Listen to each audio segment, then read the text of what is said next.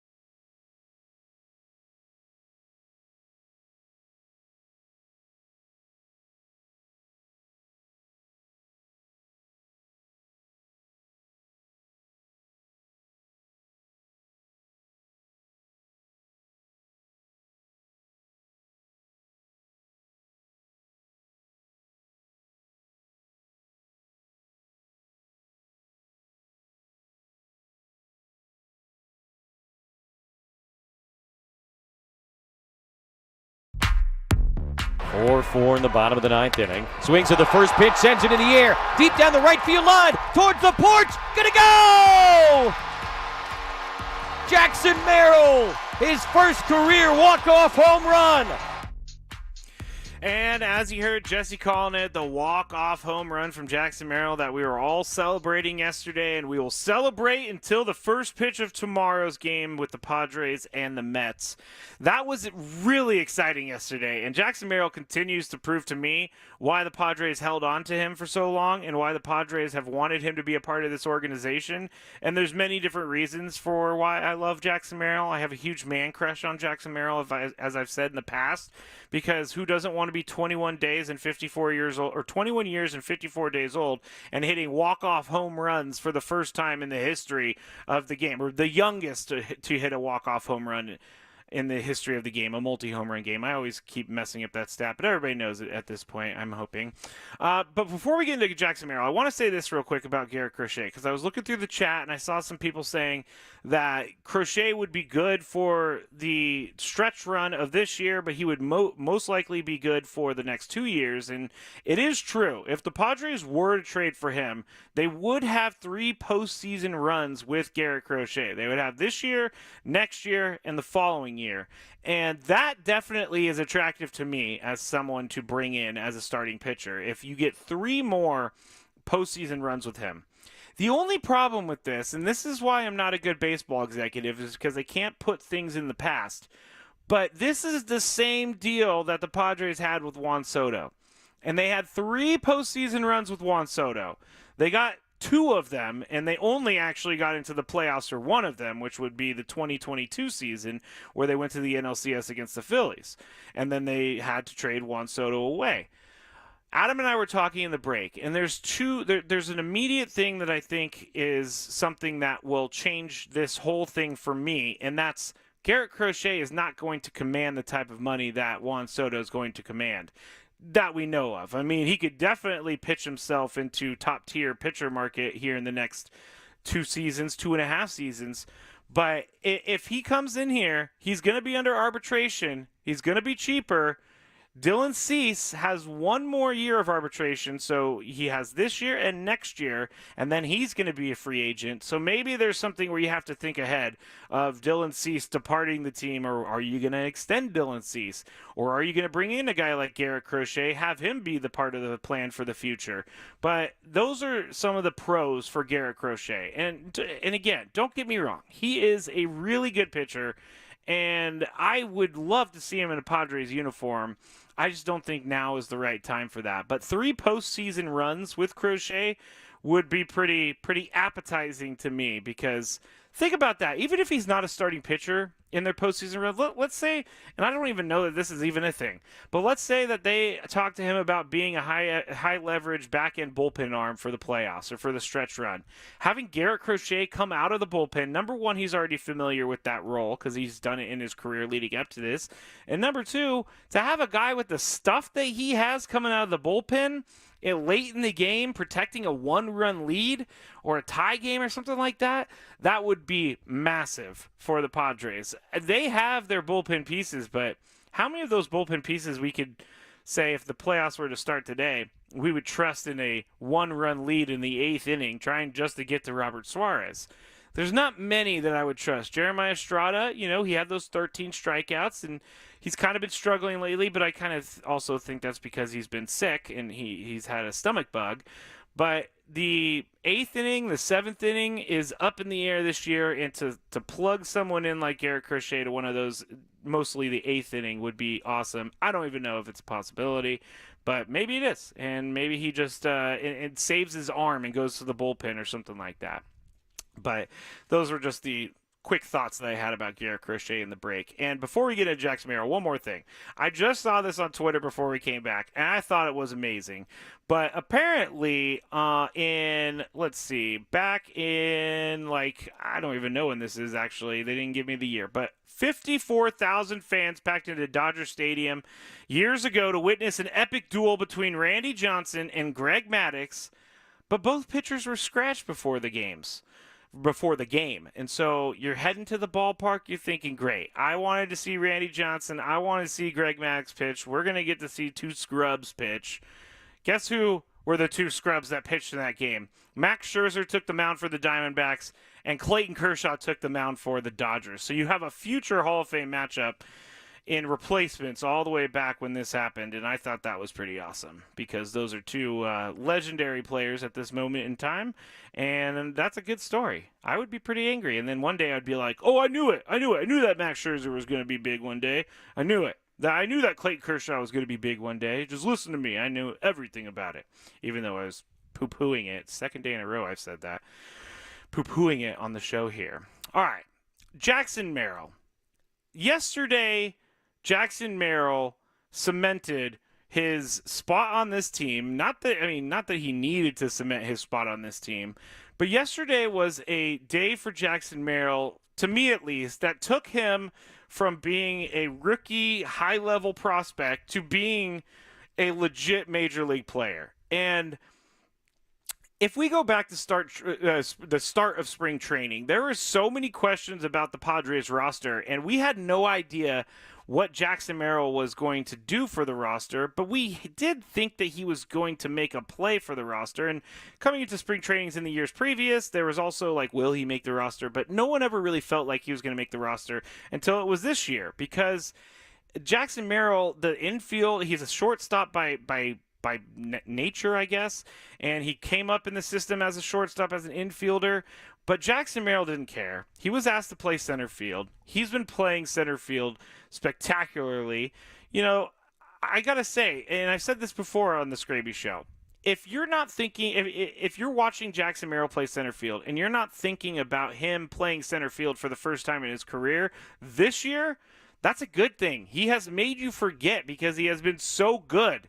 He has been so good defensively. He's been good offensively. And there are certain other things that have led to this point where I am ready to call him a bona fide major league player that will be at least with the Padres for the coming future. And I hope he's with the Padres for a really long time. But we got into spring training. We learned he could play center field. So, all right, the questions were fair questions about him playing center field. Could the Padres really trust center field to a rookie who's never played that position before at a high level? And there were critics out there, me being one of them. Not that I doubted Jackson Merrill, but I doubted that someone could go and play center field for the first time in their career at the professional level and play as well as he has. Merrill was also coming into a tough position in center field with the defensively because he was replacing a two-time Gold Glover in Trent Grisham. And so, you know, Trent Grisham offensively wasn't the best for the Padres. We all kind of came to the place where we all thought, all right, well, when Trent Grisham comes up, it's an immediate out, but he plays good defense, so we're going to look the other way for now. Not only did Jackson Merrill show up and play center field, he took that center field job for himself. And not only did he do that, he just doesn't care where he's playing. He wants to play baseball, and I think that's one of the most important parts about Jackson Merrill, is that he fits on this team. We talked about Toddy yesterday with his 17-game hitting streak on the line, taking a walk in the 8th inning that set up the 2-run home run for Donovan Solano to tie the game. Fernando Tatis Jr. showed how good of a teammate he was right there. Jackson Merrill shows how good of a teammate he is every single day because he is not going to say no to any situation that they put him in there for. And he right now is I was going to say the Chronicles, but I'm going away from that word. In spring training, we'll go back to that. We kind of figured out that this guy was going to be special because he hit .333 with a .926 OPS. His defense checked out, but again, I have been told spring training doesn't matter a million times.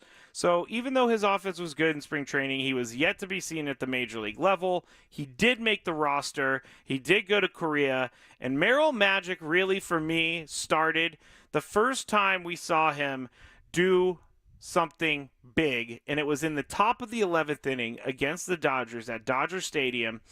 Alex Vesia was on the mound, and the Padres were just they had a ghost runner on second. They were just trying to extend the game a little bit.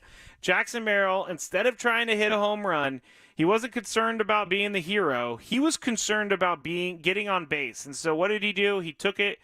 He's a lefty hitter, so he took it through the 5.5 hole between short and third, and he scores that runner. And that is where I was a Merrill Magic believer, a Merrill Magic fan. That is what you want to see out of these guys. You do not want any of these guys, and I say this saying I'm not talking about Juan Soto, but at the same time, Juan Soto is where do I want to go with this? I don't want to say he's a selfish player, but it seems like Juan Soto is looking for one thing, and that is the big hit, the big walk, I guess.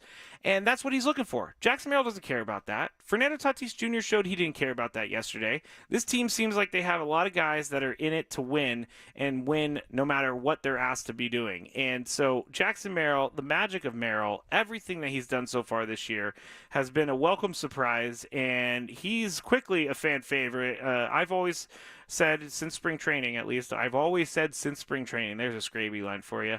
But I am a Jackson Merrill. I got a man crush on him because of how awesome he is. He's hitting .327 on the road. He's getting better at home, and things are starting to even out for him. And we talked about it at the beginning of the show. It's kind of a pain that he's not being mentioned with all the other rookies out there because of how good he's playing. But it's also a really good thing, I think, that he's not being mentioned with all these other rookies. He's able to just kind of keep and stay below the radar. No one around baseball is, unless you're a hardcore baseball fan, no one around baseball is talking about Jackson Merrill like we are here in San Diego. And that's because we see him every single day. But Jackson Merrill is going to be a household name, I think, sooner rather than later. And he's working his way into that. I want to see Merrill Magic in the playoffs. I want to see what Jackson Merrill can do on the big stage. And I think that he's going to succeed at the big stage. Everything that he does, he succeeds at. And he's shown that this year. And it's been really great to watch. And it's also been massively important to the Padres. If they don't have Jackson Merrill, I said this yesterday, but I'll say it again. If they don't have Jackson Merrill this year, I don't know what they're doing at the center field spot. Jose Azocar is not an everyday player. He's a good defender. That's why he goes and replaces Profar late in games. Jose Azocar is not someone you can rely on a day-in, day-out basis. So with Jackson Merrill being your everyday guy, he plugged a massive hole in the ship that was sinking. No, there was no ship sinking. I was just trying to finish my analogy. But Jackson Merrill plugged that hole for AJ Preller and for the executives of the Padres, and they're able to work on other things now because they're not so concerned about finding a center fielder. And he looks good in center field, too. He looks like he knows what he's doing. So let's everybody give a big old round of applause to Jackson Merrill. And he's going to be here with the Padres in New York. So he's going to really see the big lights this weekend, even though the Mets are terrible. And hopefully he can hit a bunch of home runs and do a bunch of crazy things so people outside of the West Coast can actually see what Jackson Merrill has to offer. So there it is. The magic of Jackson Merrill. Merrill Magic. The Chronicles of Jackson Merrill. Any way you want to call it, he's been awesome. And he's been a much-needed addition to this Padres team. All right, I'm Matt Skraby. This is the Skraby Show here on 97.3 The Fan. I went a little bit too long on that, so when we get back, we're going to go over that list of MLB All-Stars that ESPN has predicted. I'm going to tell you about 2 Padres that are on the list, and then we'll get some daily gripe at the end of the show. But stick with us. You're listening to the Skraby Show on 97.3 The Fan. Ben and Woods on the Fan. Abraham Answer. We didn't get to him on your first name, but you did know that one. Yeah. So they've got a question about Answer. Can Ben Higgins... How did I not see that coming? Son of a bitch! God, that's pretty good, actually. You know what? I'm going to take my headphones off. I'm going to tip my hat because that was pretty good. Listen to Ben and Woods weekdays from 6 to 10 a.m. on 97.3 The Fan. Hey, Skinny Crisello, once again, for our friends at SD Fat Loss and SDFatLoss.com. 37 pounds. It's no joke. You know it. You've heard it.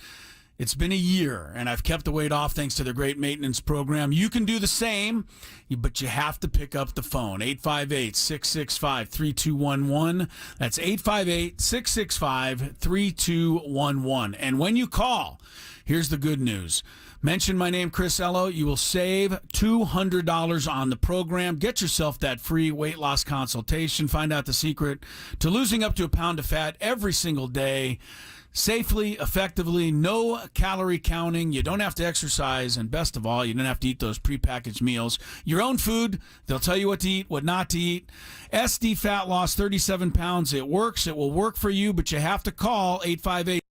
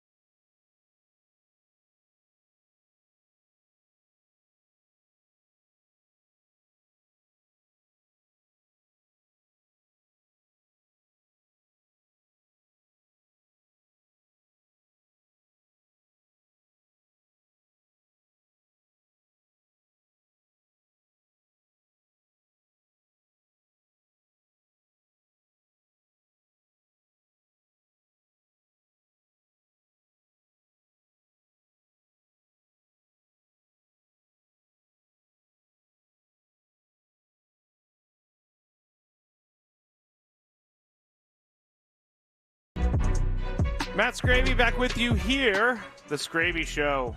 From the Skraby Casa, I cannot wait to get back in the studio.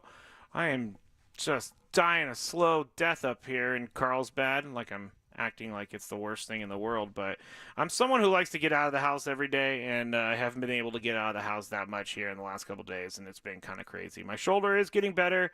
Thank you to everyone who's been asking.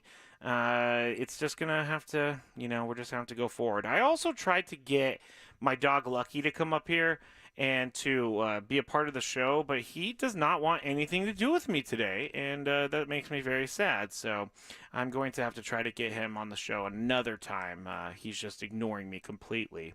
MLB Network just tweeted this out, but following Phillies and Red Sox tonight, MLB Tonight is going to be joined in studio by Jeremiah Estrada, and he is going to be a guest analyst alongside Harold, Greg, and Pedro Martinez. So if you want a little bit of Jeremiah Estrada talk, then you need to go and watch MLB Network tonight after the game of the Phillies and the Red Sox. So thanks for sending me that, Kathy, who is the one who sent me that note. Also, Daily Gripe is going to be coming up here in a little bit.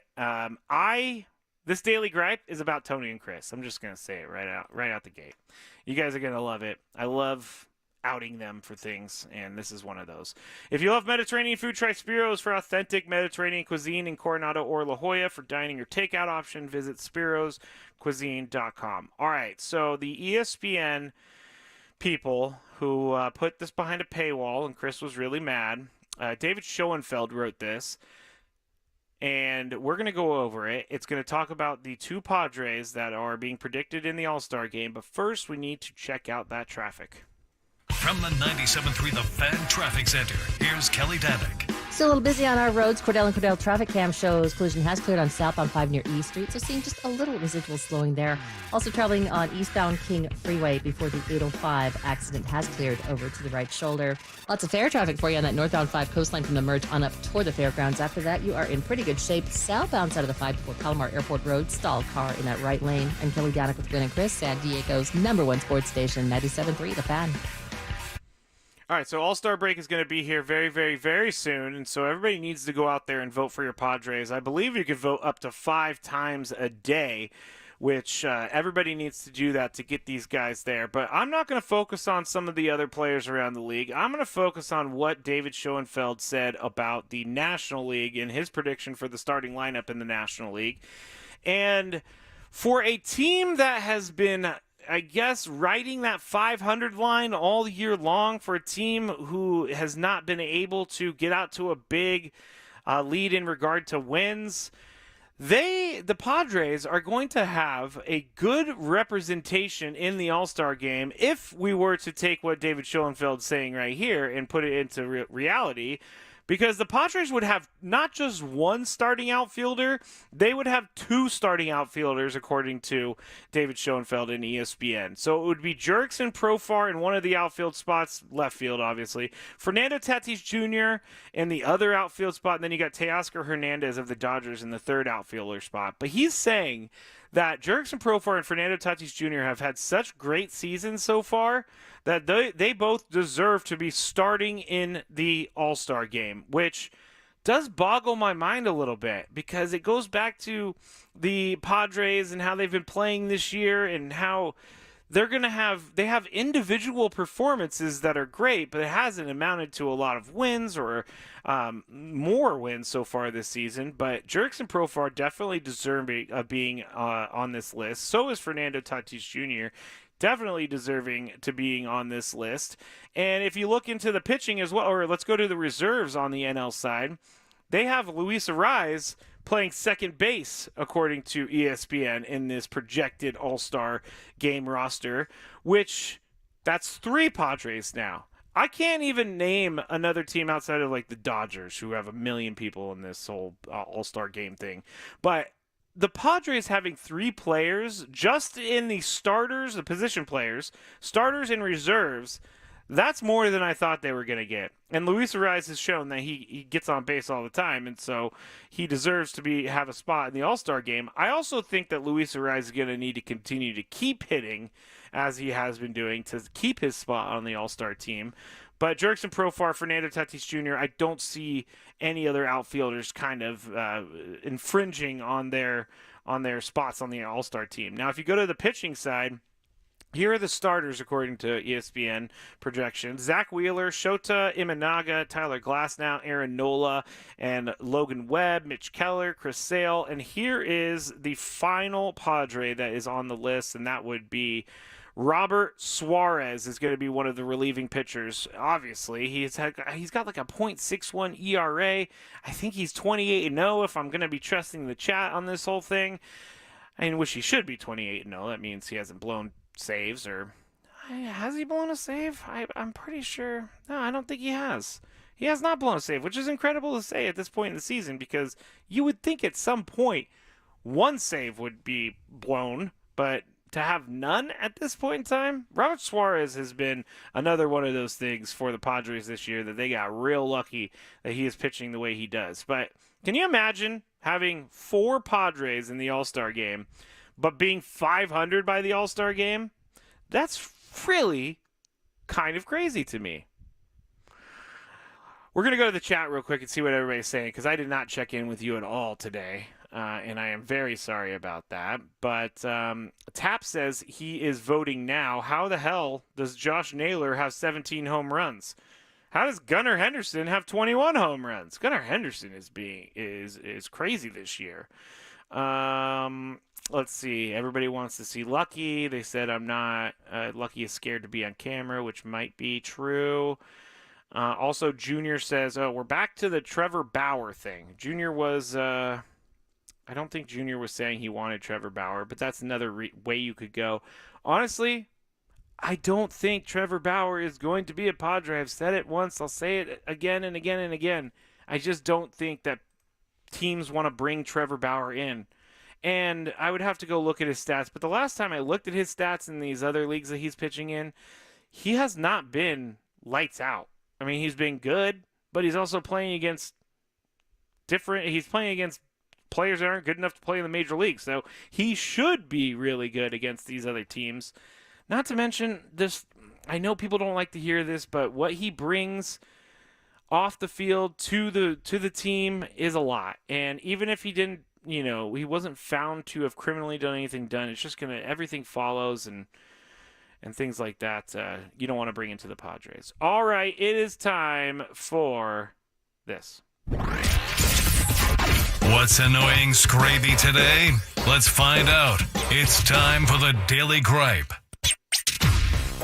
All right, I told you this was a daily gripe for the ages, and it was a daily gripe that featured Tony and Chris. And Adam is kind of in on this too. He's not in my crosshairs or anything like that, but Adam's running the board. So it's been a lot of conversation between Adam and I today about how we're going to get things done, where Tony's going to be, where Chris is going to be.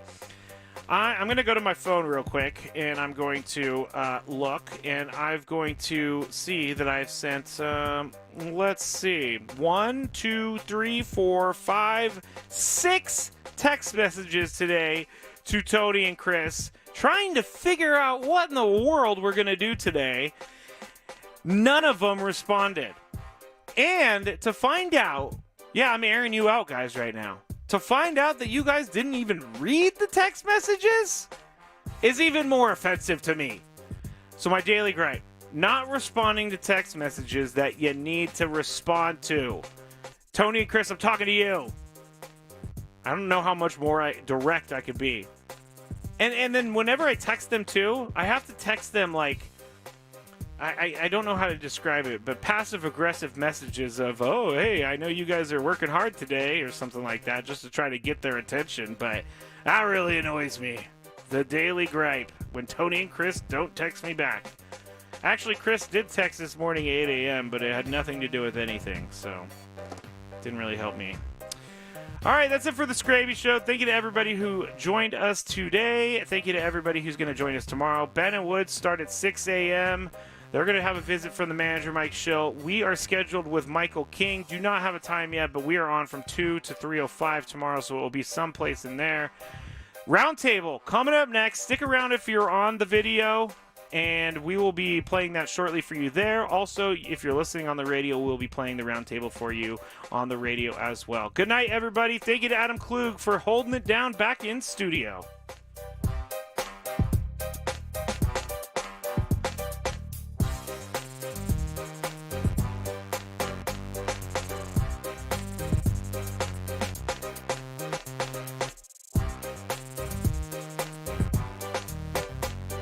About this team, the way you emotionally swing.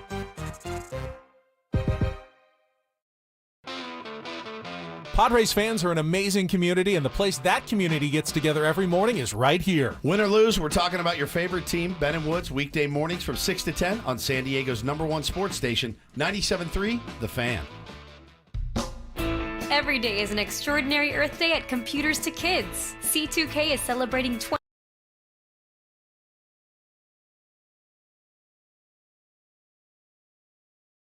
Hundreds. So my first question.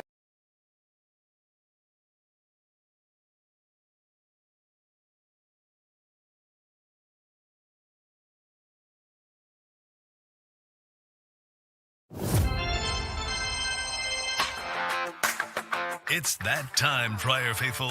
Time to discuss everything going on with the Padres. We've gathered the entire 97.3 The Fan crew together to bring you the most in-depth discussion on the Friars in our weekly Padres Roundtable, presented by San Diego Roundtable Pizza. Here's your host, Ben Higgins.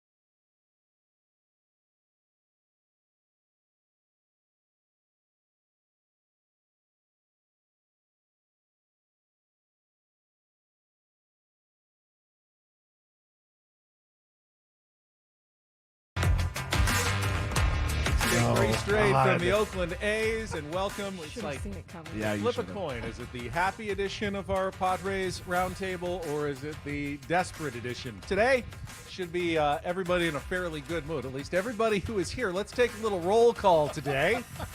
I was not expecting Tony Gwynn Jr. to be here, as he is in New York with the San Diego Padres. We do have Craig Elston from Annie and Elston. Present. Sitting to my left, next to Craig, is Stephen Woods. Here. I know you. We do a show together every morning. Just did it. And then we have Craig's co-host, Annie Heilbrunn. Hello, Annie. Hello, Ben. And then we have an empty chair. I don't know where Chris is today, but that's okay. If he wants to slip in at any moment, love to have him. Otherwise, I didn't know, again, this was an optional thing, because from Right, everything right. I've been I didn't told, think it was. I think next week the four of us don't show up and we just see who's here. let's opt out. See if Chris Surprise! and Tony just Surprise, yeah. guys! You're going to carry another hour for us. Ben will be here by himself. I can't wait for someone to walk in and just sit there. Who knows who? Let's just you grab know? one of the sales guys, bring them in at this point. Do you think so? The yeah, fan perspective. That's fine. Yeah, fan Yes. perspective. It's an empty chair. Anyone in the building wants to come in and join us, please feel free. Well, it's symbolic It's of of something. the sweep of Yeah, no the losses. sweep. Look at I know that. Chris on the show said he wouldn't show up if they got swept. Something, but not But maybe he swept. meant if they swept. This is All right, amazing. let's get going here because sometimes I feel silly talking about this team, the way you emotionally swing back and forth, because baseball shouldn't be that way. Baseball's a long-term season, 162 games. The sky can't be falling every week, and they can't be going to the World Series every week. So I'm going to try to keep things a little bit moderate today. And we've gone down this road a few times before. A good series, a good week, climbing 2 or 3 games above 500. So my first question, Craig, is this time any different? Have the Padres turned a corner with their sweep of the A's, or are we expecting them to once again continue to be drawn back to that 500 mark for at least the foreseeable future, or is something different after this week? I mean, we just won 5 out of 6, so it's easy to say that something's different. There's one thing you can point to, which is that it was reported this morning in Kevin Acey's newsletter that the team had a meeting prior to Friday's game and that they emphasized a lot of the things that, honestly, we've been harping on for the last couple of months, the seeming lack of focus at critical moments and in certain series compared to others. And it turns out, while the message coming from some parts of the club was that, no, that was never the case, the leaders of this team, such as Joe Musgrove and Jerkson Profar, have now admitted to that. Jake Cronenworth did as well last week. So what I do think has changed is that they found this as a point of emphasis. The question then becomes, how long do you hang on to that focus, or does it waver again? Annie, a corner turned, or simply another peak on a season that will be filled with peaks and valleys? TBD, to be TBD. determined. I don't know. I was looking at the record. Is this the question that you were asking in Ben and Woods about the differences? No, We'll get to those So then let later. me just Yeah. say Hold on that those, the question, so I looked up, where were they 72 games into the season last year? They were 2 games under 500. They were 35 and 37. Right now they're 2 games over 500, 37 and 35. Technically better, kind of the same-ish. But I've liked what, like you guys were talking about earlier, it's been more fun to watch a lot of these games. I don't know. That's a really good question if it's going to be a page turner. But as you point out, without maybe somewhat shocking home runs by Kyle Higashioka and Donovan Solano and Jackson Merrill, they could easily be 35 and 37 and in the exact same spot. And Woods, we talked a little bit about it during our show. They've had to work very hard to be 37 and 35. So is this a corner-turning moment for the San Diego Padres? No, I don't think you can turn a corner on June 12th. And again, they've shown nothing that they can string more than 4 wins together, 5 wins at a time. And it was really important, though, to take care of business. And when you're playing the Oakland A's, scrappy as they may be, as many home runs as they hit, as good of a back end of a bullpen as they have, taking care of business is something they haven't really done against the lower-tier team. So, yeah, they do get credit for that, certainly. And the way that they fought their tails off to win that game yesterday, they get credit for that. But I don't see it as a page turner yet or a season corner turner yet. Craig, you brought up the team meeting that the Padres reportedly had after the 5-game losing streak. And I get it. The face you present publicly is sometimes different than what's going on behind the scenes. In fact, I would fully expect that from any baseball team. But sometimes I feel like we, as fans, as the media, are made to feel crazy when we bring up topics like, why can't you sweep a team? And we're told, well, yeah, you're winning series. Things are going well. But then Jackson Merrill hits a walk-off home run. And what's the first thing he says after the game on television and radio? We really needed to get over that hump and sweep a series. It's really important to finish these things off. And I'm going, well, yeah, I said that to the manager, and I've said that for weeks, and I keep getting it downplayed every time I say it. But you are actually thinking the things that we think are important are also important to you behind the scenes.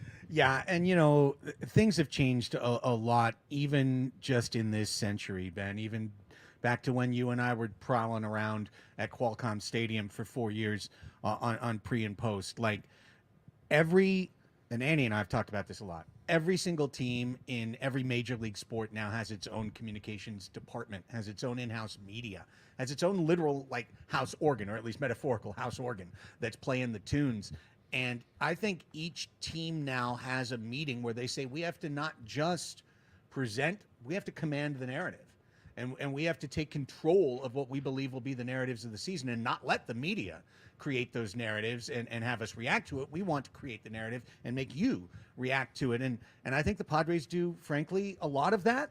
And I think it's something that now is infused through from management, even through the managers' comments. But the players tell a lot more of a truthful story. And I am very appreciative when I hear the truth, because it does comport with not making us feel like we're crazy or to this or to that for following the same season everyone else is. And Annie, you've spent time on the actual broadcasts of the team, and I'm sure they try to send those messages out that they want to get out. And the Padres aren't the only one. As Craig mentioned, it's a common thing in sports, control that narrative. But you can't really escape the most important narrative, no matter what team you are. Your record is your narrative.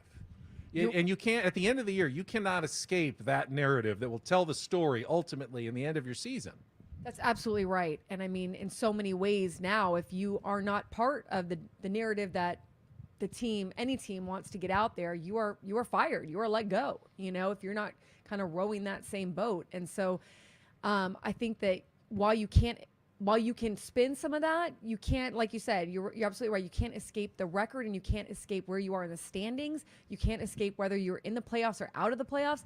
And, players do hear a lot of this. Like players, some of them don't get too deep in the weeds, but they hear the same things that we're talking about. And that's why it comes up, they also agree with it a lot of the times.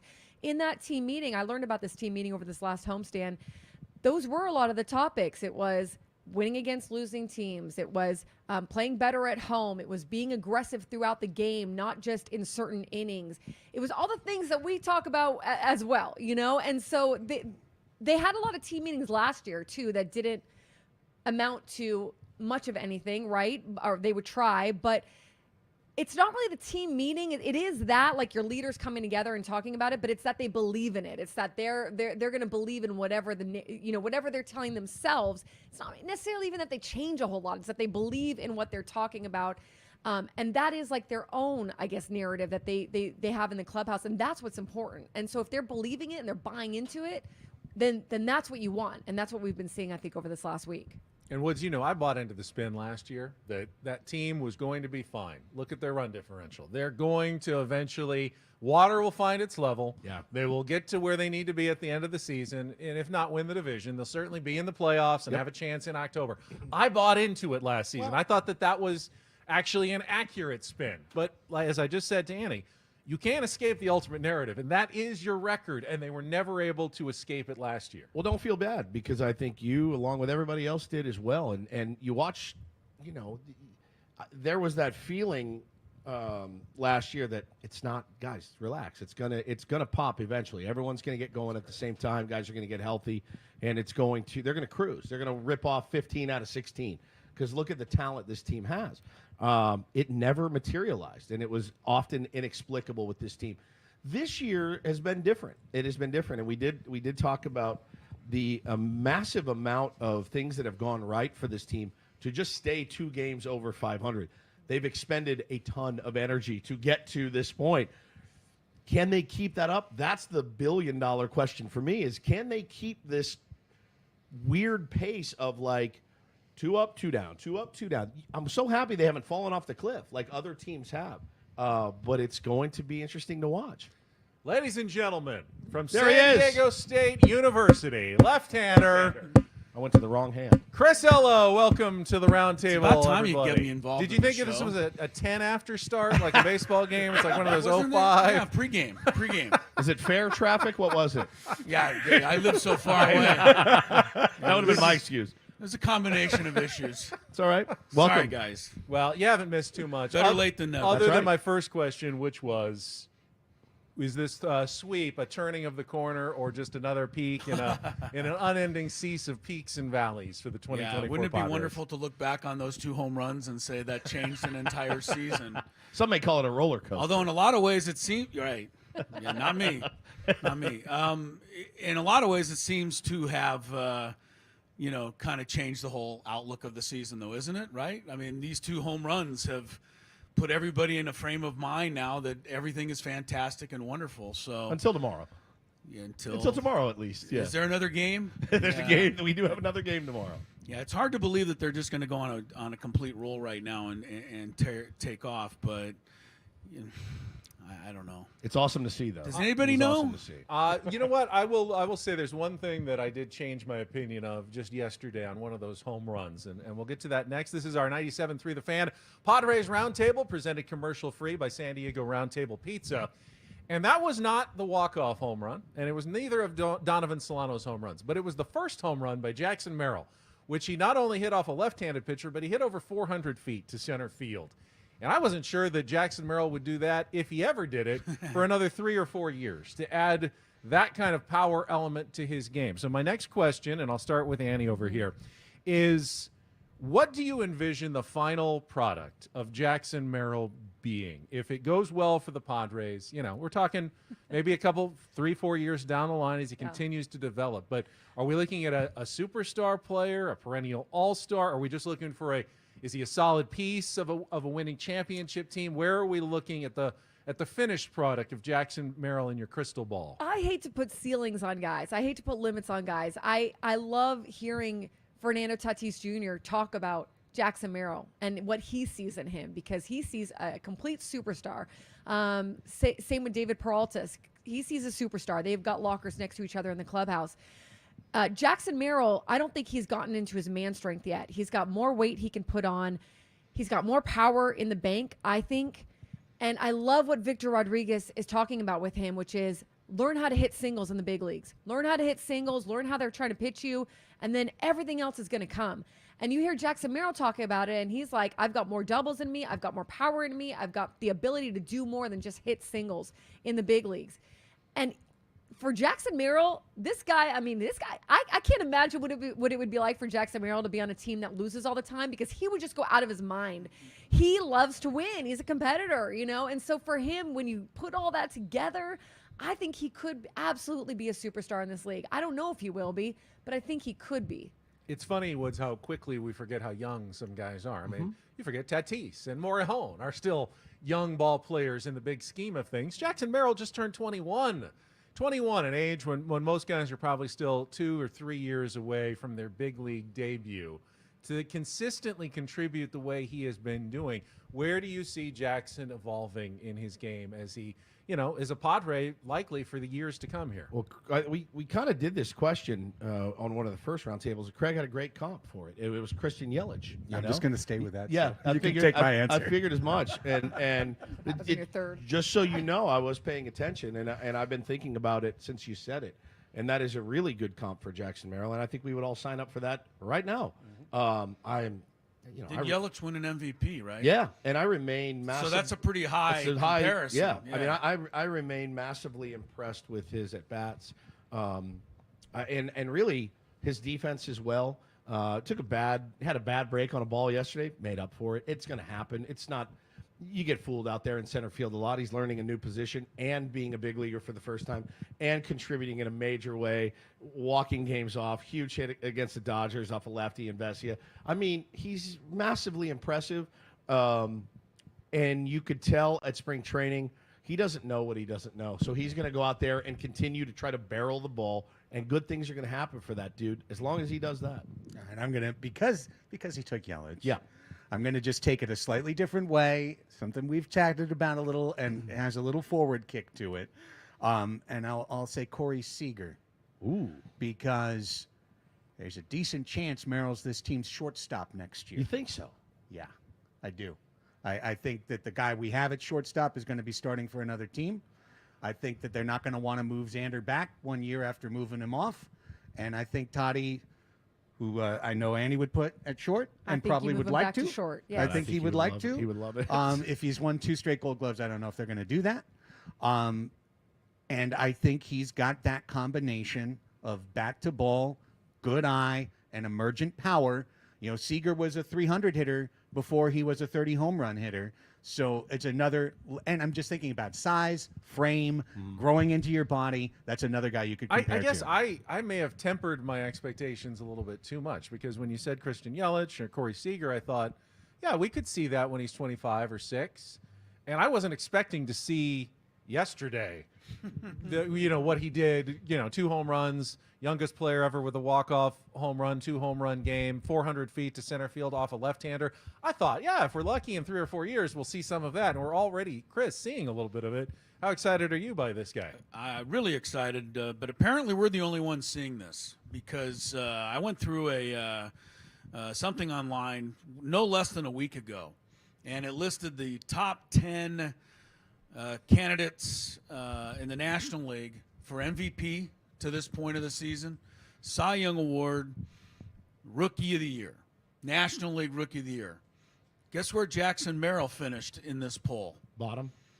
He didn't get in it. Didn't make it. You got to be kidding me. He didn't Wasn't even like get in it. 7th or something. Not even 10th in the National Current? League. This is current? Brian Kenny actually is the one that did that. Probably. So don't That be sounds surprised, like man. He's my already traded him. point is he's doing this, to our great appreciation, but he seems to be doing it to, very little fanfare elsewhere. And maybe that's a good thing, right? Just let him under keep the doing radar. it. Yeah. Yep. And the only thing I noticed yesterday, I mean, the home run, the first one was really something, and he dropped the bat head, and you do that to a left-hander at Petco Porch, look out, and he wins the game. But I just loved that he has not gotten too high or too low. Yep. I didn't even notice when he went into his slump, right? And his average went from, 310 to 260 in the course of a month. You didn't even hear a thing about it. And I didn't think he got too excited yesterday. It didn't seem like the moment was too big for him either. So sky's the limit, but I think we should, you guys just put Christian Yelich and Corey Seager on him. You put an MVP and a World Series MVP on him. That's a lot to ask. For much, my That's man. a lot to ask. And can I just say, you're right. What he doesn't know what he doesn't know yet, and that's working for him. Oh, no doubt. No doubt. Annie was obviously listening. Thank you to Ben and Woods when I teased one of our topics of the show today. So I'll bring it up early here. And I don't think anyone would disagree with this. There is something different about the 2024 Padres than last year's team. How could there not be in certain ways? But more walk-off wins, come from behind wins, extra inning wins, better win record in one-run games. So if we all accept that there's something different, the question is, to whom or what do you most attribute those changes? And since Annie obviously gave it a little bit of thought, is it the manager? Is it certain players? Where is this change in attitude coming from? I think theoretically it could be a lot of different things, and I don't think any of us really know for certain. I know that over the offseason and coming into spring training, there was talk among the players, and it was written about that Manny can't just be the leader. This can't all just be on Manny. So there were guys like Jake Cronenworth. There were guys like Jurickson. Obviously, you have Joe. Just different leaders around the clubhouse that said we have to shoulder some of this load in terms of getting some of the messaging out and making sure we're showing up consistently and making sure we're getting the work in, everything like that. So I think that, plus I think being embarrassed last year has quite a bit to do with it. They don't want to have that following them around like it did last year. I think Mike Schilt and the more communication, more talking has helped. And then I just think some of it might just be the roster construction, right? A little bit of just the scrappy player, along with maybe like who you guys talked about earlier, who you lost and who you gained. But it's hard to say for sure, right? Like what it is. Yeah, I mentioned that on our show, that losing Juan Soto is not a good thing for any team. But I do think it woke some players up on the Padres, realizing we can't wait around for Juan Soto to do something for us like we may have done last year a little bit, Craig, in just hoping, okay, eventually we're going to get that 3-run home run because of the guys we have at the top of our lineup. I feel like you're seeing more battling from everybody in the Padres lineup, knowing, hey, if I don't do it in the 8th spot, we're not going to get it somewhere. So I think that's part of it. It is, absolutely. I too heard this question when you asked it this morning and really started thinking about it because I think it's very difficult. I was to at home pondering it for 10 extra 10 minutes. I don't blame you. That's why Chris. you were That's like, where you were. Yeah, it's a tough one. It's a tough one to be sure. Because I think it's very difficult to pin it on any one person. And if you were going to do it and honor your question very exactly, the answer has to be A.J. Preller. It has to be A.J. Preller because he reconstructed this roster for almost $100 million less. He had to replace Juan Soto. Now, did he know he was going to replace him, copy-paste almost exactly for production with Jurickson Profar at 1/30th of the cost? Of course he did not. That was an incredibly lucky thing that happened in his favor. But every decision he's made in the starting rotation has worked. Cease is good. King is good. Waldron is now one of the biggest values in baseball at this point of the season. And he changed from a homer, walk, strikeout-oriented lineup to bringing in contact players like Solano, like Arise, who have completely changed, and Merrill, who have changed the fabric of the way the team attacks. So while I could do, and probably, hopefully we'll talk about Suarez later, I think he's the single difference in terms of one player, it's Suarez. But in terms of if you had to give somebody the plaudits, I think it has to be AJ.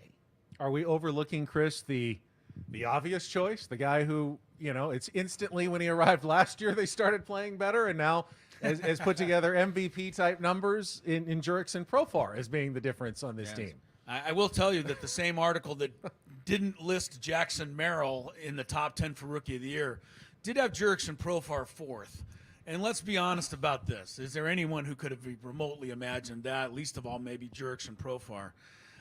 First, the other thing is, it really amazes me. I can't pour too much cold water on this because we're feeling so good right now.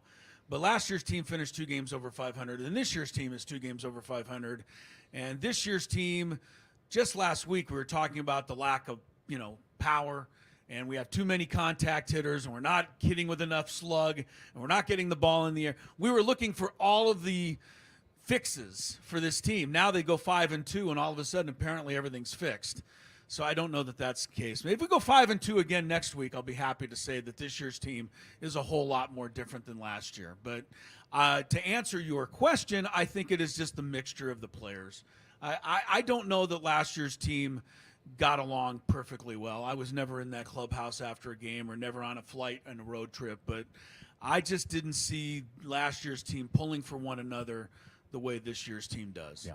And that's a hard thing to quantify, but it's just something I perceive watching them play and watching them go about their business. Woods, how much credit does Mike Schilt get? I think he Yeah, gets really brought him up. I think he gets a good amount, but I kind of learned my lesson with Bob Melvin because I'll never forget the day when we got Bob Melvin, and I thought to myself, that's it, the missing piece. That's it. It's done. It's over. And obviously a good first year, one of the most fun times we've all ever had as a show, as a station. Going through that run was incredible, but then to watch it fall off the table, my thing this year, and I see a lot of it, and I think people look at it and say, oh, Woodsy's defending the manager who comes on their show every Friday. No, it's not. I put most of last year on the players, and I put most of the shortcomings this season on the players. Guys are paid very well to execute. And the lack of execution sometimes is what kills me. And the lack of options, I feel bad for Mike Schilt sometimes when you go, well, fire this guy to the sun, fire this guy to the sun, fire this guy to the sun. No high leverage for him, no high leverage for him. Well, you can't just throw Bobby fastballs and Estrada every day, even though we've tried to throw Suarez every single day. I understand why he does it. There's sometimes the weapons just aren't there and the execution's not there. So I give Schilt credit, though. I mean, dude, nobody rides for their players harder than that guy. Nobody. And if I'm a player, I love it. But I feel like he also holds them accountable, too. I feel like he's a good communicator. He rides for his team, so I do give him a lot of credit. One of the weekly topics here on the 97.3 The Fan Padres Roundtable, presented commercial-free by San Diego Roundtable Pizza, are trades, trade rumors, trade talks. And we almost always approach them by who do you want to get? Where do you want to target? Is it Garrett Crochet? And this week it was reported in The Athletic that the top target is now a right-handed relief arm. But I want to approach it a little differently this week. And it was also reported in that same piece by Dennis Lin that we're not certain who A.J. Preller is even allowed to trade from top management, from Eric Katsenda and Eric Grupner. Are there untouchables? So let me ask you guys, if you're in charge and you're looking at the top 4 prospects in the Padres minor league system, Ethan Salas, Leodalis DeVries, Dylan Lesko, Robbie Snelling, who is and is not untouchable right now? And I'll start with the prospect hater to my right. Yeah, right. Chris L, to see if anybody is untouchable in Chris's mind. Right. Let them all go. Have you heard of those guys before that he just brought up? Robert Salas. I've heard of them, but barely. I don't know. The top prospect in the Oakland A's organization for the last several years was the kid who hit 2 home runs in the just concluded series. Soderstrom. He had 1 home run on the year coming in. It's not like the guy who's been a breakout superstar. You know me. Prospects are prospects. So, but I got to believe that some of these guys are untouchable. Sure. Just because I think the Padres just feel like the fan base and the feeling around baseball would be too strong if they parted with a couple of these guys. So, you know me though. I mean, whatever it takes to win. I just worry that if they get a bat, I'm the one who wants a bat. Everybody else wants an arm. But if they get a bat, maybe they trade somebody who's actually in the lineup now to get a better bat, so that they don't create a logjam and just leave the prospects alone. Well, AJ is creative. There's no doubt about that. Annie, and this is just an opinion, but based on what you hear about the prospects, I mean, who are your untouchables, if any? Well, first of all, that's correct. Like, AJ Preller doesn't have just carte blanche to just move anyone, right? It's got to go through the proper channels of saying it's all right or not all right? So I would think that they don't want to move Leodalis DeVries. I would think that they don't want to move Ethan Salas. I guess those would be the 2 that I would say, okay, maybe not. Maybe those would be my only 2. Let me throw this to everyone as well. And Woods, who's the one who has made the evaluations that makes Ethan Salas and Leodalis DeVries untouchable, though? It's A.J. Preller. Sure. It's because he said his team, these are the guys. If A.J. went to Eric Katsenda and said, you know what, I don't like what I've seen lately. I think we can get more value in trading someone. Which has happened before. Guaranteed. I mean, who's the guy who's the one that's providing these evaluations to begin with, that they're so high on Ethan Salas, that he's the number 1 prospect in the system, that Leodalis DeVries is so great? It's A.J. Preller. That's the word where it's coming from to begin with. So why couldn't he change his mind at any moment that he wants to? He absolutely could. And we've seen that. I'm sure that's happened a bunch. Like, ooh, everybody's still high on him. Actually, I don't like what I've seen. I don't like how he carries it, how he's carrying himself this season. I feel like the Padres have given chances to guys. I do. And given some guys enough rope. And there's other guys where I look at it and go, might have been too quick there. But there's still guys we haven't really, think about Graham Pauley. Graham Pauley is I don't know how he's doing now, but when he got back down to El Paso, he was smoking the baseball. He's kind of got that guy that you look at and go, is he a 4A guy for his entire life? Somebody may want him and want to develop him. There's Lesko and Snelling, and I don't know that either of those guys are untouchable right now based on really how they've pitched this season. And then there's other names that pop up and you go, this guy's flying under the radar. And Sandridge, who just got promoted to AAA. That's like a guy I look at and I saw his peripherals and I'm like, good God, yeah, let's keep him. So it's weird how it can change from almost month to month, week to week. I'll give you an example of someone who was untouchable maybe 2 years ago. Eventually was sold for almost nothing last year. It's actually pitching quite well in the big leagues this year, and that's Ryan Weathers. With the Miami Marlins. And now it's just half a season, but the fortunes and fickle feelings, Craig, about minor leaguers can change pretty quickly. It is always true that you should trade literally every single player in your minor leagues that's not going to be a star affordably in the major leagues. Yeah. Unfortunately, you don't get to find out beforehand which guy is going to be a superstar and which guy isn't. And that is the crazy game that these guys have to play each and every day. Personally, I feel like I have to keep waving this flag and reminding everyone that the Padres already made the biggest trade of the season and the second biggest trade of the season. Look around all of Major League Baseball, in the 2 big trades, the Padres made them, and they cleared out 8 players from their minor leagues to get those 2 guys here in San Diego. Well, 7 and Steven Wilson, to be exact. So that level, I was 100 billion zillion % happy to move. When you talk about those 4 guys, it's going to hurt if they trade any. They will not trade Salas and DeVries. I agree. I don't think they will either. And just to kind of push on a little of what you said, they gave their entire international signing bonus 2 years ago to Salas and all of it last year to DeVries, and all of the rest of the sports world believes that they are great prospects, and they're 17 and 18 years old. So you just don't give up on that. And I don't think you give up on Snelling and Lesko either, because each time we've cleaned the system out, we've had a losing year the next year when you needed to go down and find those guys. I think next year, at least one of those 2 pitchers is pitching for this team and doing important innings for this team. I do believe that Ethan Salas is worth gambling on. Yeah. I know he's struggled offensively at high A this year. He's 17 years old.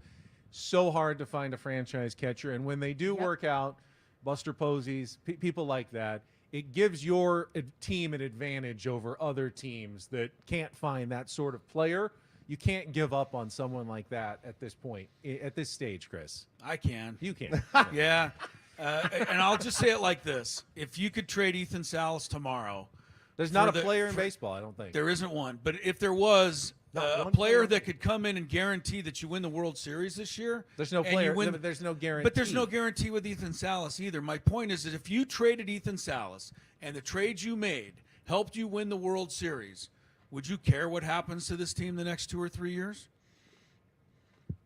Obviously, if you could guarantee a World Series, there's no. Yes, but I can't guarantee Ethan Salas either. That's my point. And I don't think Ethan Salas is a guarantee. You just need someone who's so controllable and so good to even think. I think about a trade like that, given the potential upside of an Ethan Salas. It's a bigger upside for him than really any other player in the minor leagues. Also, guys, the Padres are currently in the 5th position. The 6th position is the single best position to be in the playoff bracket. We've already learned that. And their literal max upside, barring a Dodger super collapse, is 4th. Right. So you're talking about, at this point, this is another way to frame this argument, you're talking about selling the farm to go from 3 road games in the first round to 3 home games in the first round, and that's literally it. When you've already been a better road team all year. Right, and your prize, if you win, is to face the number 1 team in your league and to face the Phillies at this point in the next round. So I don't see the marginal utility of the improvement necessarily being enough to guarantee cleaning the farm, because when you get to the playoffs, any starting pitcher that you're giving up Snelling or Lesko for, they have to be one of the 3 guys that you're rolling in that 3-game series. And I do not believe Darvish and Cease are 100% guarantees to start in a playoff series, and I think the Padres would have a 3rd as well in King. But don't forget that Craig and I last week both said, let's give this team a shot before we start making a bunch of changes and trading everybody. It was the rest of the panel that last week felt we needed to trade everybody to get where we needed to go. But again, though, you're talking about, Benny, adding a right-handed reliever, which is not going to cost you Ethan Salas or DeVries or Snelling or Lesko. It's not. So if that's what their target is, have a ball. Go, Graham Pauly, nice knowing you. There's other guys down there that would absolutely fed. Rosario's killing it. Eggy, right? And he's he's a young man too that mashes left-handed pitching. So I think, if we're just talking a right-handed reliever, do what you got to do, man. I will not miss it, and it won't cost you any of those guys. All right, speaking of guys who took an international chunk of change to sign, let's talk about Adrian Morejon for a second. And obviously, he's pitching effectively. He's earning higher leverage opportunities out of the bullpen.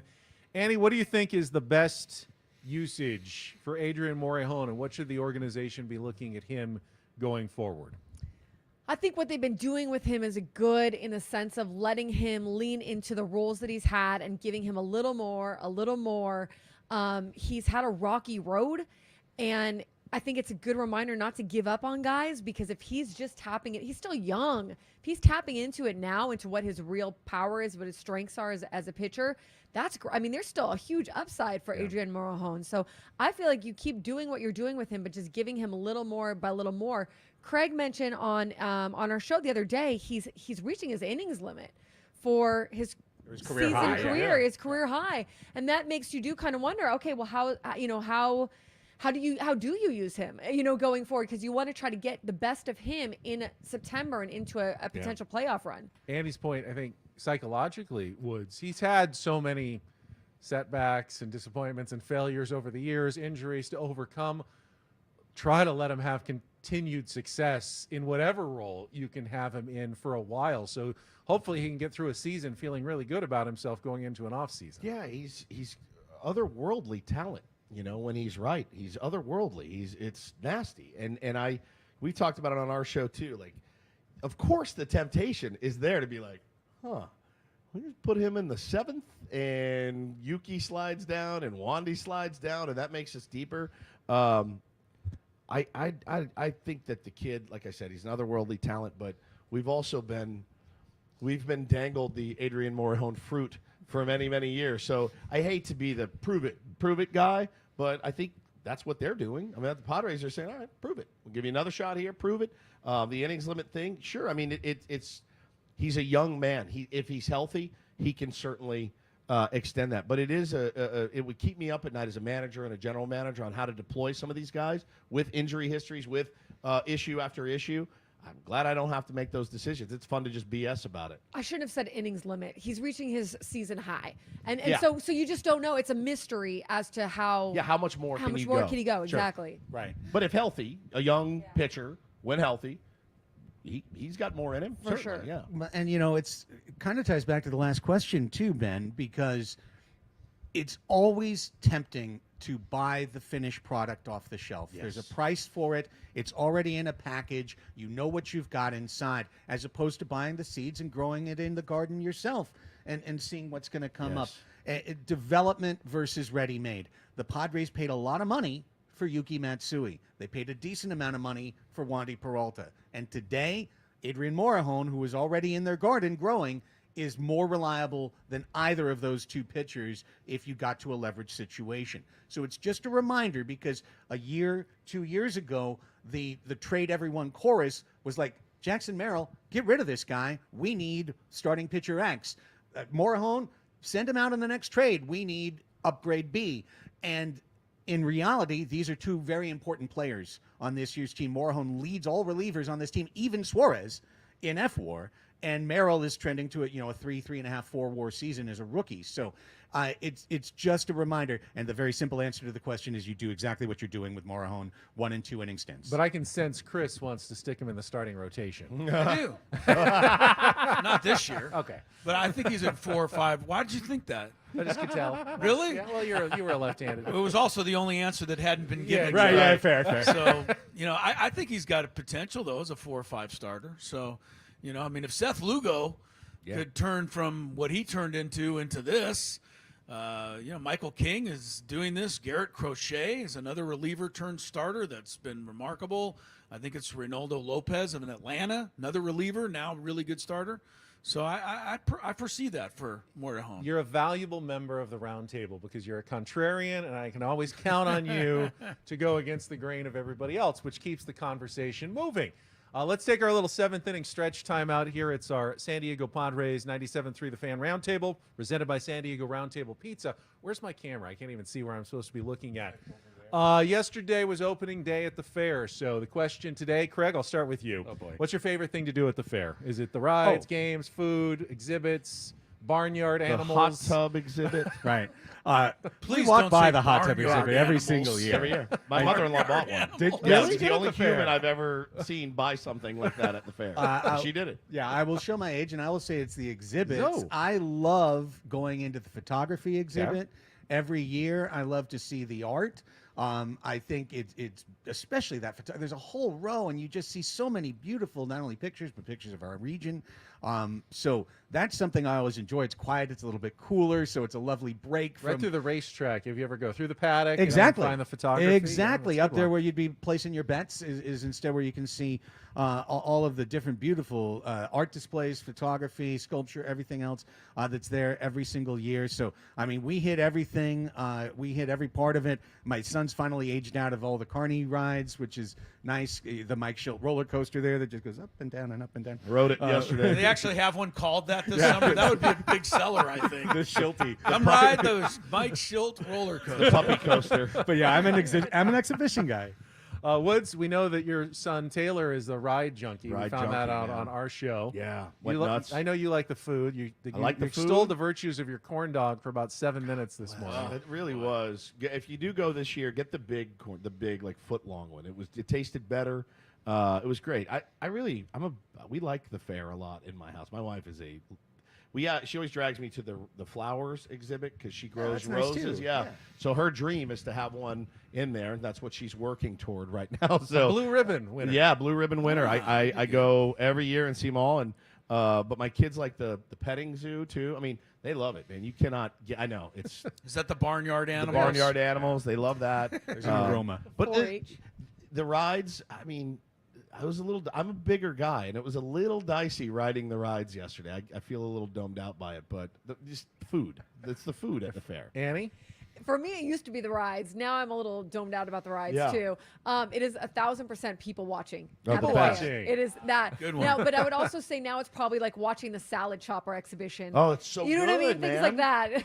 I'm guy gonna with end the up little- with some pans The little, this year. the Yeah. little Mike, and Yeah. they're so talented. I go, you So guys you should have talented. your own radio show. Yeah, you can they're carry on a good. conversation with no one Yeah. for like 4 hours here, just talking the virtues of your salad chopper. I'm gonna or- end up with Never knives. misses a beat. Yeah, I'll end up with knives and some pots and pans. They're this so year. talented. They're so underappreciated and how good they are. Yeah, Great they are. rhythm, doesn't Yeah. miss a beat, and you're just Fantastic. wowed by it. Along Like it those can lines, chop all of the that guy that who sells quick. snacks outside Petco Park and records his whole spiel. Take it into the park. Yeah, he's great. Keep it sealed. Yeah. Completely legal. Take it into the park. Very talented people. Those 100%. buskers out there. Chris, Love it. fair. You're fair fun. Yeah, I like to eat the hot dog coming out of the ballpark too, Ben. Don't forget about those guys that are working hard late into the night, wrapping their hot What dogs in competition? There's bacon like, and are those serving always them the on my same way to the people? Are they car. There's independent nothing, contractors. nothing like grabbing a hot dog on the thought way it to the was- car after a good ball game. I was walking by the other day, and they were talking about the differences in price. They were really selling it, so I was like, all right, Yeah. okay. Yeah, everything's about the food for me. You've known me long enough, so it's round table right there. It speaks for itself. You know, So- I just like the food. so- That's really all I like at the fair. So when I was a kid, Sorry about that. I don't go on any of those. Those rides scare the daylights out of me. Anytime you have to wheel a ride in and Put it and together. use a nut and a bolt to screw it into the ground and then tell me that it's safe. No, not for me. So when I was a kid, I must have been a nightmare to my parents because when it wasn't my money, I loved those games. Yeah. The carnival games, Oh, trying good to win the one. prizes. Yeah, those are fun. I was obsessed. I could have spent all day trying to win the smallest of stuffed animals, Yes. trade them up for the medium, trade them up for the large. Now that it's my own money, it's a little harder of a sell to play some of those games that are impossible It's to win. only- You know, there's people who practice all year. They figure out why don't you do that, Ben? And then only go to a Ben $5 Woods, per been ring there. toss. The tiny Build yourself a basketball ring hoop, toss. Yeah. the catapult of the frog onto the lily pad, Ugh. the see if you can shoot out the entire star with the water BB gun, gun, the yeah. BB gun It's great. thing. I mean, I could have done that all day long, and I Please have no give this idea man $20 how and much watch him go the do this. Well, cost 20 just escalates. $20 every doesn't second. go anywhere. Doesn't go anywhere. it's like- Bo that's like did the 3 little tries. the little shot yesterday. He made the first 3, and the guy said, "Let's try again. You get the bigger prize." He goes, "No problem." Makes the 4th one, makes the 5th one, misses the 6th. Has to settle for the medium prize, but he got dad Made for 5 out of 6. Yeah, made 5 out of 6. It's pretty How good. much did that cost you? Really I have whatever the tickets are, $1 a piece, $5 a piece. I have no idea. Probably $40. I have no idea. They put it on a card, so you don't know. All right, let's get back to baseball. Let's look ahead. Padres heading to New York and Philadelphia on their next road trip. We've pretty much heard that they are not going to make any changes to their starting rotation yet. Yu Darvish is going to throw a session, might be back at the end of the road trip. But it looks like Adam Masier is getting another start. Craig, is that a good idea that Adam Masier is going to get a third opportunity after he got pretty figured out in his last time to the mound? Well, I mean, I wouldn't want to forfeit the game, and I think a bullpen game is a bad idea too. So I'll go ahead and roll Masier out there one more time. I mean, this is the bottom of the Padres depth right now. Now, I brought up the scenario that if you is really possibly coming back by the end of the road trip, if you moved everybody up a day because of the off day, Thursday off day, you could push all the way back to next Tuesday, the next time you needed a fifth starter, a.k.a. Masier. Could you get you ready in time by Tuesday? I don't know. I don't know what the medicals look like, but they seem determined that it's going to be Masier on Saturday in Game 2 of that series. You're okay with that, Woods? Yeah, I mean, what choice do we have? You kind of let the chips fall where they may and hope, his first outing, he doesn't get a ton of swing and miss. But if they hit the ball on the ground like they did in that first game and you roll some double plays, and I mean, that's not a strategy you can employ for your entire career, and obviously was a little bit exposed in his next start. But, yeah, man, give him another shot. Let's see. Sometimes the offense is going to have to pick up the pitching staff, and the pitching staff has picked up the offense a lot this season as well. So you go out and do what you're supposed to do against a not great Mets team, you should be okay. Annie, as Craig said, they can't really afford a bullpen day, but if you throw Masier and he doesn't make it through 2 innings, you're just forced onto a bullpen day. That's true. Yeah. Anyway, so it's a risk either way. I think you give Masier another shot. If Yu's going to be out longer, or it looks like you're going to need. If it doesn't work out with Masier, I think you shuffle. Like you said, they have a lot of off days coming up, I think, over the next month or two, or up until the All-Star break. No, they do. You're right. The next few weeks. So maybe you can kind of use that to your advantage in some way and shuffle the rotation a little bit. Yeah, they have, I don't know exactly how many off days they have, but I pointed out this week, they've played 10% more games than like the Atlanta Braves That's at wild. this point in the season. Yeah, that's weird. They've played 10% more games, just some other teams who have had rainouts, who didn't go to Korea, obviously, to start the season. So there will be more off days. Do you use one of them to try to push your rotation back a little bit? No, now entering Chris Ello's starting rotation, Adrian Morejon. Why can't he start? Why can't he start Saturday in New York and give you 4 innings or maybe 5? I don't know. I mean, I haven't looked at he's pitched this week. But you feel better about it than Masier if you had to win the game. Here's the one thing I would say. Moving everybody up in this day and age, I can't imagine they would ever do it. I mean, Michael King, for some reason, had to come out of that game yesterday because he'd thrown 98 pitches. Never mind that nobody could hit him. The analytics have driven me two guys that off. did. I am back to back. I've so much had it with the analytics and the babying of don't- pitchers. well, I hold on. really truly have. I mean, because you're in another time and place. Yeah, you tell everybody we're moving up a day and we're going to skip Masier one time. Sure. But oh my goodness, you'd be throwing the whole season out the window, and you'd be criticized from here to, the next season if you, God forbid, move everybody up a day in the rotation one time through the rotation. All So right. no. Time for the Morejon. last question here on our 97.3 The Fan Padres Roundtable presented. Thank you again by San Diego Roundtable Pizza. It's Ben's hypothetical of the week. Not real world situation, but here's what it is. Hypothetical Oh, coming. no. All right. My wife's favorite when I do hypotheticals. You are playing the role of the Padres general manager in this scenario. And you are already planning for the offseason. You've been told by Eric Katsenda and Eric Grupner, you have about $100 to $150 million to spend on a free agent contract, but you got to target just one guy. Is it going to Ha-Seong Kim, Luis Ariz, Dylan Cease, Michael King, Jackson Merrill with an early deal, or are you looking outside the organization? Who do you want to lock up if you have that opportunity right now of one of the players who's not going to be with the Padres after either this season, maybe next season, or maybe 5-6 years from now? All those Woods? guys you mentioned have.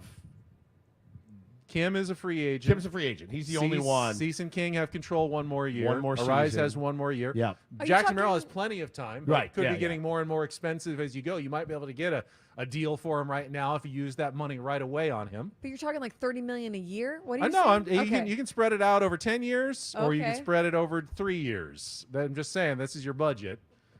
Craig's shaking his head. I'm just like you're Shaking his head. So difficult. It's This is- difficult. I mean, because it's deeply hypothetical too. I actually don't think a 3-year, $150 million deal fits anywhere in the Padres budget. So I think you can throw that one out because given their. I mean, we just went through this week. Like they only have like 20 million short of the salary, Yep. the For luxury next year. tax. They next can year. go over next year, though. If they stay under this year, Yeah. penalties are reset. You could Right. go over. You lose Eric Hosmer's And if salary you gave the a next year. 3-year, $150 million contract, you'd be over for three straight years. I mean, So, maybe. like, I mean, you just can't do who's that. a 50 million out of those guys? Are any of them $50 million a year players? I don't know. think No, so. I mean, on the list of who am I going to re-up, it's extremely difficult. I don't think Kim is coming back. I just don't think that's happening.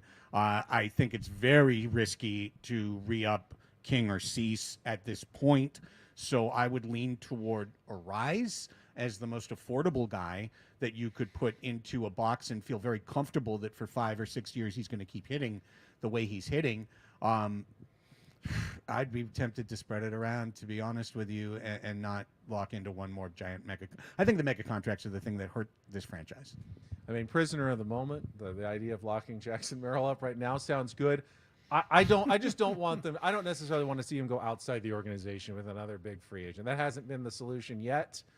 I'd rather keep an Arise or a King maybe. Arise for me. I think King is going to continue to build the innings. He could be a very valuable guy in 3 or 4 years as well. Yeah. Could get hurt next year. Yeah, You just don't know. Yeah, you don't know, but Luis Arise, and I know the numbers at Petco, it's a bit confounding for him, but he's such a good hitter. He's such a good hitter. I don't want to see him anywhere else. He doesn't deserve to be on his fourth team in 5 years or something. He's too good. Keep him. I don't think he's going to cost you a fortune, right? He belongs here. He belongs here. He belongs near the top of the batting order, and he is a perfect fit culturally, chemistry-wise, and ability-wise. He's fantastic. Annie, who's your money? I hate to not be the contrarian. I'll leave that to Chris because that was my first instinct too, was Arise. I think keeping any of those guys is great. Yeah. Usually I would lean toward a pitcher, but in this case, he seems to set a tone for this lineup. They seems to make the other hitters around him want to be better as well. And so I think you keep a guy like that. Yeah. Chris, who are you spending your money on? I love Arise. I mean, Arise, you know that. And that's probably contrary to the contrarian that I've been. I thought you were going to say Maura Home. Just give him all the money. I'm curious. I'm curious because Wood said he's not going to cost a fortune. And I wonder, is the prevailing thought around the game that Like if he wins his third batting title Yeah, in a row, but is that still worth won't, anything? But his brand Still of won't. baseball I know, without it's power weird. necessarily is not that valued. If the Padres can get at least a somewhat deal on Luis Arise or not. I mean, if the agent thinks he's worth 150, then they're going to go after that and hit the open market. But I just don't know. I mean, if he got 150, I think it'd be a 10-year deal. Like, Yeah. I just feel like he is a player who's going to be graded out in the teens for his Not value. 25 million. Right. Right, because he Right. does not. I'm sorry to have to repeat this, but he does not add defensive value to your team. He's either an undersized first baseman, or he's an underranged second baseman, or he's a DH, Which he doesn't like to do. with low power. Yeah. So, and he also doesn't steal 40, 50 bags for you. He steals 4 or 5. So, like, he's the ultimate one-tool player, honestly, and like his tool. He's is so really shiny. good with His it. tool but- is really good. No, you're right, Craig. It's hard to imagine, if he comes a free agent, right, and some other team comes in with a huge offer like that, should the Padres match, Right. try to match that to keep him as much? I like him, but is it going to be worth it? Yeah. That's a great question. I think he's like going to be 12 to 15 million a year or something. I think it's fascinating. I don't think other teams will raise the price. Because He's I not a don't know that fit they value everywhere. him. He's Exactly. He's not a fit everywhere. He's a fit here. Well, as always, as I've learned, you're worth what one team is willing to pay you. Yeah. The highest right. amount That's of for all sure. the 30 teams that is willing to pay you, and oftentimes it's been A.J. Preller who set that bar Right. as high as possible for some of the players. Thank you to everyone for joining us on another edition of the Roundtable. Excuse me, am I alone in thinking the show is only 50 minutes long 10 today? more minutes. You have to stick around for our show for the first. I have to segment. stay for 10 more minutes? After. Next week, we could be feeling completely different about this baseball team, the way Yeah, things we could. Let's keep it things rolling. go. Thank you to Annie Heilbrunn, Greg Elston. If you're listening live, they're coming up next on Annie and Elston. If you're listening to the replay, then they probably are not coming up next. I hope not. For Stephen Woods, for Chris Ello, and for Tony Gwynn Jr., lounging in some luxury New York hotel. Yeah, it is. I'm Ben Higgins. Thanks for joining us on our 97.3 The Fan Padres Roundtable, presented by San Diego Roundtable Pizza. We'll talk to you next week. Great job, Ben.